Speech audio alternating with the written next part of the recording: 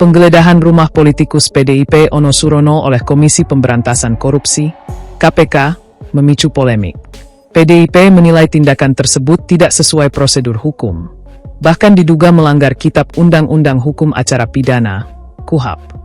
Sahali, Kepala Badan Bantuan Hukum dan Advokasi Rakyat, BBHAR, DPD PDI Perjuangan Jawa Barat yang juga bertindak sebagai pengacara Ono Surono, menyampaikan bahwa dalam proses penggeledahan di Indramayu, penyidik KPK disebut tidak membawa surat izin dari pengadilan negeri sebagaimana diatur dalam KUHAP.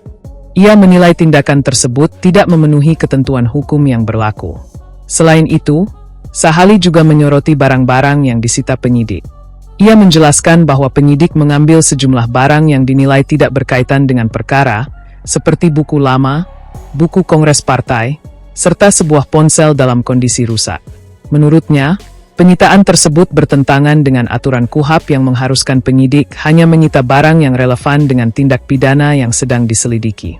Ia juga mengkritik cara penggeledahan yang terkesan berlebihan, seolah menyita banyak barang, padahal yang dibawa hanya beberapa item pribadi. Polemik semakin melebar setelah muncul dugaan kejanggalan lain dalam proses penggeledahan.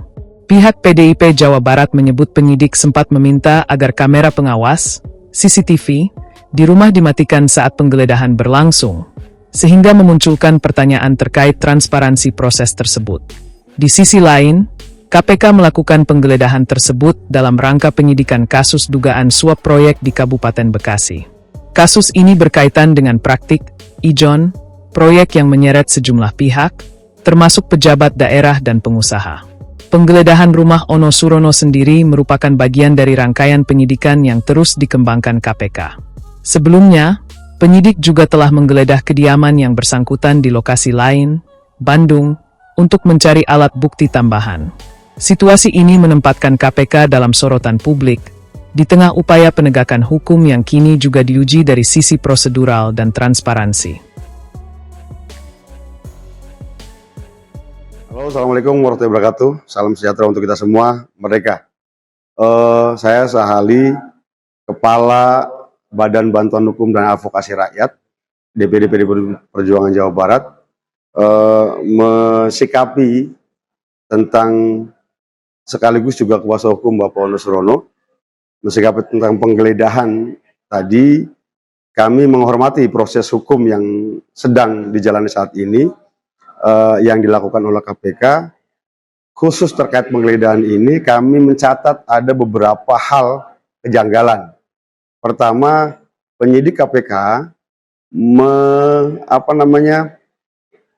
meminta agar CCTV keluarga di dalam rumah ketika pada saat penggeledahan itu dimatikan.